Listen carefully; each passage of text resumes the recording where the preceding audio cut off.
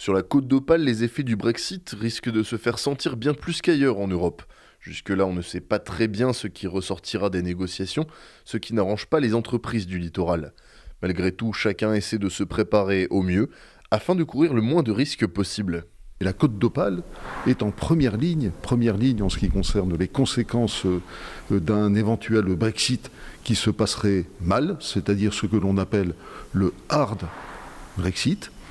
La conséquence, c'est pour une entreprise de voir ses flux économiques totalement remis en cause à l'occasion de droits de douane qui pourraient être appliqués. Et plus généralement, pour les entreprises du continent et pour les entreprises françaises en particulier, le hard Brexit pourrait provoquer une situation de dumping fiscal qui déboucherait sur une guerre commerciale.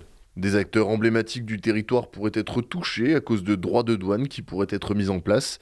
Au port ou au tunnel sous la Manche, par ailleurs, des contrôles supplémentaires pourraient créer des embouteillages gigantesques.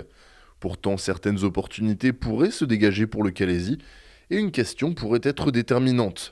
À Calais, est-ce qu'on pourrait revoir demain la réouverture du duty free?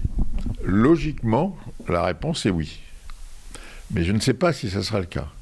Moi, j'ai déjà eu des réponses de responsables français qui avaient l'air de répondre non. Je ne sais pas sur quoi ils se fondent. Mais à partir du moment où l'Angleterre est un pays tiers, quand vous êtes dans un pays tiers, eh bien, vous achetez des produits hors taxe.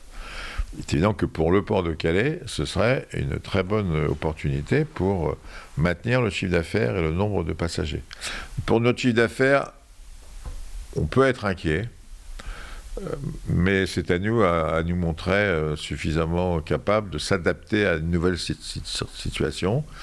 Si elle duty free, bravo, ça nous amènera un peu plus de clients sur le bateau. Et puis à nous adapter à de nouveaux flux, pas uniquement peut-être sur Calais-Dour, de réfléchir à d'autres destinations, à d'autres types de trafic.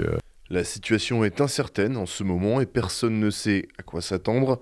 Et la prudence est de mise. Malgré tout, si chacun des acteurs économiques se prépare correctement face au Brexit, les risques pourraient bien se transformer en opportunités.